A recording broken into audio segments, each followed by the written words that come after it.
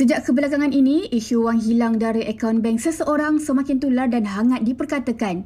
Apatah lagi jika wang yang hilang itu nilainya besar dan simpanannya dikumpul sejak sekian lama. Menyangkakan bank adalah tempat simpanan yang paling selamat, tetapi apakan daya. Tindakan pertama setiap kali kehilangan wang pastinya laporan polis yang didahulukan. Apakah punca bagi kehilangan ini? Adakah disebabkan telefon digodam atau skamer iaitu penipu dengan helah mereka atau apakah sebenarnya? Bagi penulis Linati Muhammad Nordin, 50 tahun, kehilangan wang dari akaunnya bernilai lebih RM11,000 amatlah menyedihkan. Kejadian pada 26 Julai lalu berlaku secara tiba-tiba dengan 2 transaksi pengeluaran tanpa pengetahuannya. Saya dapati duit saya sebanyak RM11,668 hilang. Kejadian ini berlaku dalam pukul 3.46 petang di mana tiba-tiba 2 transaksi keluar, RM5,834, RM5,834, total RM11,668. Saya terus ke balai polis yang berdekatan, dekat-dekat nak maghrib tu saya terus pergi, saya buat laporan polis. Yang mengatakan tiba-tiba dalam internet banking saya kosong. Tak ada, zero. So, untuk menghubungi pihak bank memang impossible. Line dia orang memang susah nak dapat. So, kepada keesokan harinya, saya terus pergi ke bank mengadu yang duit saya hilang.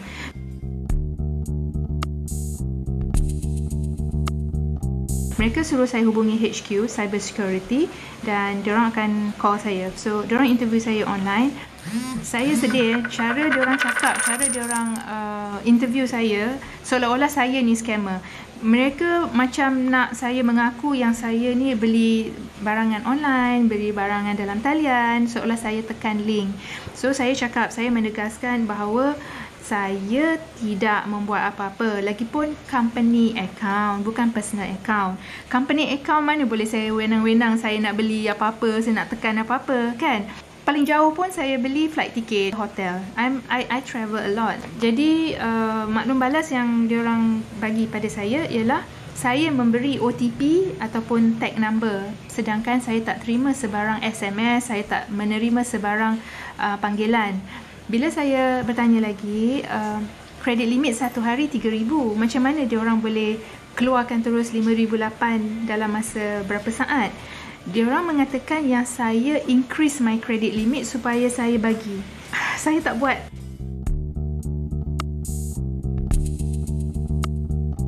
Tindakan yang seterusnya ialah saya buat report kepada Bank Negara dan juga polis, iaitu saya proceed kepada commercial crime, polis untuk siasat, sebab saya rasa saya teraniaya.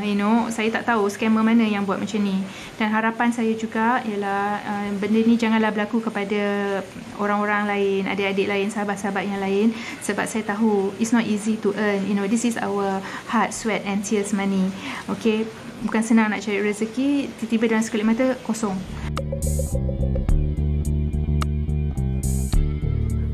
Baik, itu anda dengarkan tentang kisah seorang mangsa yang pastinya cukup panik dan juga risau dengan keadaan yang berlaku ketika ini. Namun inilah hakikatnya penipuan cyber dalam kalangan scammer ini sendiri yang licik memperdaya wang pendeposit ataupun pelanggan sama ada di institusi kewangan mahupun di bank komersial.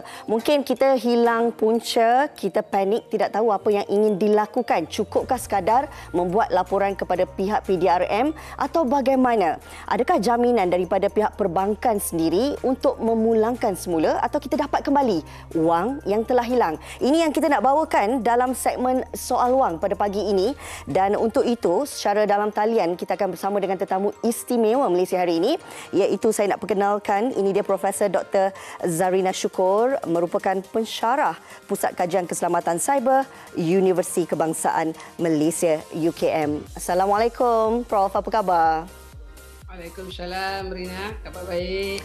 Baik, terima kasih Prof. Walaupun sibuk ketika ini dengan urusan kerja tetapi masih lagi memberi ruang kepada Malaysia hari ini untuk kita bincangkan secara mendalam berkenaan dengan wang hilang dari bank ini. Sebelum kita nak cerita lebih lanjut tindakan yang perlu dilakukan oleh mangsa, terlebih dahulu kita melihat Dr. Prof bahawa jenayah skamer ini semakin membimbangkan daripada satu kes kepada kes yang lain, dari seorang mangsa kepada individu-individu lain yang juga terjerat menjadi mangsa mereka. Prof, kenapa ataupun apakah faktor yang menyebabkan situasi ini berlaku masih berlarutan, Prof? Di mana silapnya?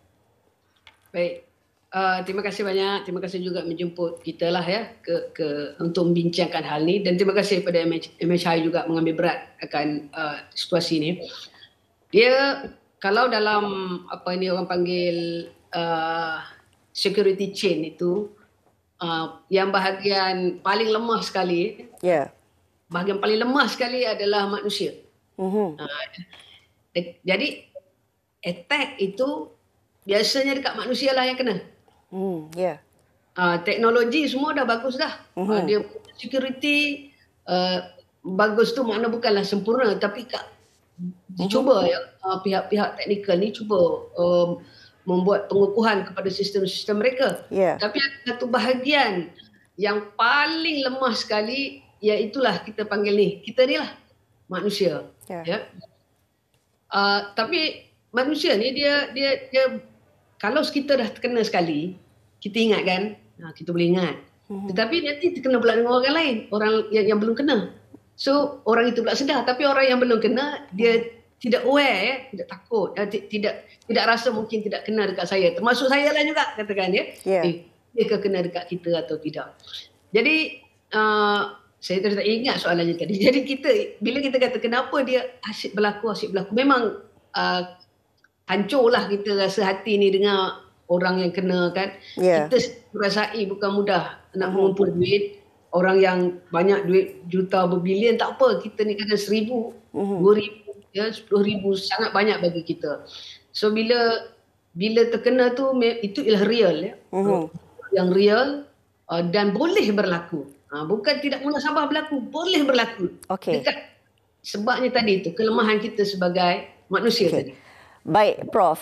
Sebenarnya kalau kita lihat, bukan saja kelemahan manusia, difikirkan sekarang ini kita menyediakan masyarakat, peralihan masyarakat tanpa tunai, cashless society. Tetapi situasi ataupun fenomena ini berlaku, adakah juga kita boleh menyalahkan sistem teknologi yang ketika ini? Di mana kalau boleh kita kongsikan dari segi kelompongan ataupun kelumpuhannya, Prof? Okey. Kalau kita lihat IT secara umum lah, sebelum teknologi ya, kita lihat sebelum security, kita lihat teknologi secara umum ataupun IT ni, atau bahasa lainnya kita panggil software lah, perisian ya. Ia adalah satu benda yang kalau ada orang panggil tagline dia never settle. Ya, perisian itu never settle. Ya. Software ya, dia sentiasa perlu diperkukuhkan dari masa ke semasa. Bila kita perkukuhkan, satu pihak lagi yang bahagian skamer ke apa akan mencari ruang. Itu kerja dia pula. Dia mencari ruang setiap masa. So, satu pihak mengukuhkan, satu pihak mencari lagi ruang untuk menembusi sistem ini. Satu ruang mengukuh. Dan perkara ini sentiasa berlaku.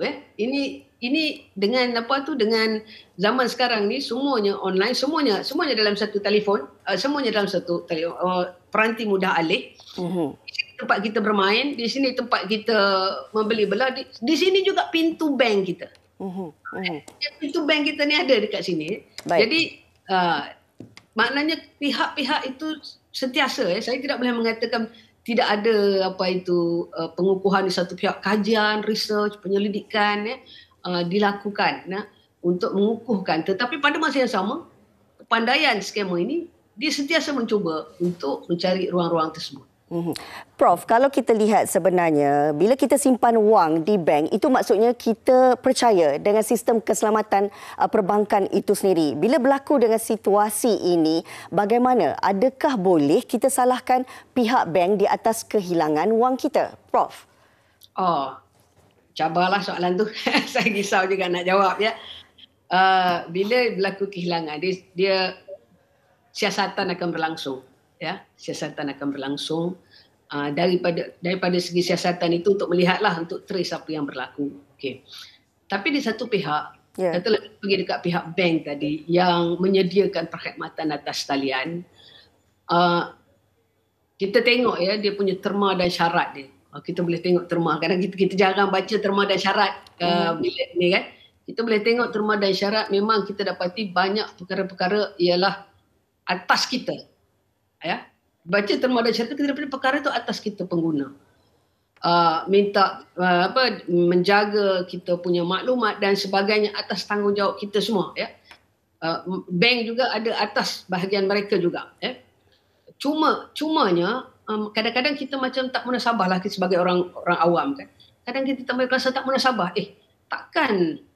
Takkan semudah itu ya. Dengan AI, dengan apa tu sekarang ni IR4, dengan segala teknologi, takkan dia tidak berhebat juga kan. Yang itu menjadi sebagai masyarakat awam pasti kita pun tertanya-tanya.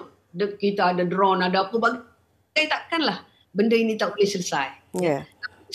Itu kita sebagai masyarakat awam melihat. Jadi kita dari segi kita ingin mendengar respon sebenarnya dari pihak satu lagi. Yang mungkin pihak satu lagi sedang berusaha mengupgrade dan menyiasat dan memperkukuhkan.